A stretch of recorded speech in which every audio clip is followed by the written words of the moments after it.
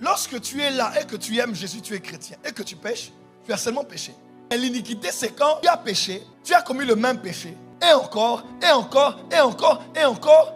Ce péché répété plusieurs fois est finalement entré en toi et s'est cristallisé en ce qu'on appelle l'iniquité.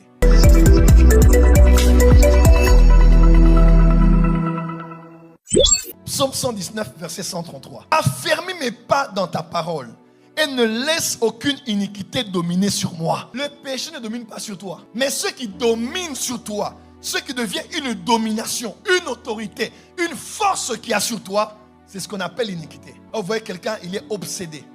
Il y a une obsession, il y a une addiction. D'autres, c'est à la nourriture. Vous allez voir un frère qui est ici, il est normal. Oh, moi je mange la parole. Et s'il commence à manger, il a la gloutonnerie. Il peut manger. Tu dis, mais la nourriture va où? Manger sans cesse. D'autres, c'est l'alcool. J'aime Dieu, je sers Dieu, mais je dois boire avant de dormir. Parce que sans ça, je ne peux pas dormir jusqu'au petit matin. Je connaissais une femme comme ça, 2015-2016. Elle ne pouvait pas dormir tant qu'elle n'a pas bu. Mais elle allait à l'église, elle était partenaire. Elle servait Dieu. Elle ne peut pas dormir si elle n'a pas bu. Elle ne veut pas, mais je suis obligé. Parce que c'est le cas. Et des choses semblables. Il y en a plusieurs. L'iniquité, c'est le péché qui domine sur toi.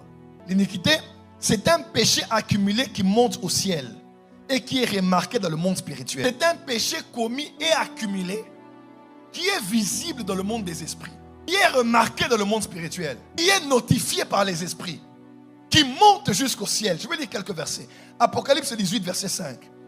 Car ces péchés se sont accumulés jusqu'au ciel et Dieu s'est souvenu de ses iniquités. Esdras 9, verset 6. Et je dis, mon Dieu, je suis dans la confusion et j'ai honte, oh mon Dieu, de lever ma face vers toi, car nos iniquités se sont multipliées par-dessus nos têtes et nos fautes ont atteint jusqu'aux cieux.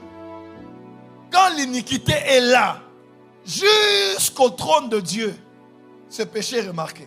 Psaume 38, verset 4. J'ai écrit un livre dessus. Car mes iniquités s'élèvent au-dessus de ma tête. Comme un lourd fardeau, elles sont trop pesantes pour moi. Au-dessus de ma tête, c'est l'espace. C'est le monde spirituel. Job 20, verset 27. Les cieux dévoileront son iniquité et la terre s'élèvera contre lui. Lorsque vous péchez, le sang de son fils Jésus vous purifie. 1 Jean 1, verset 7. Mais si nous marchons dans la lumière, Si nous marchons dans la lumière, comme il est lui-même dans la lumière, nous sommes mutuellement en communion et le sang de Jésus, son Fils, nous purifie de tout péché. la première chose importante à savoir, le sang de Jésus ne vous purifie pas de vos péchés,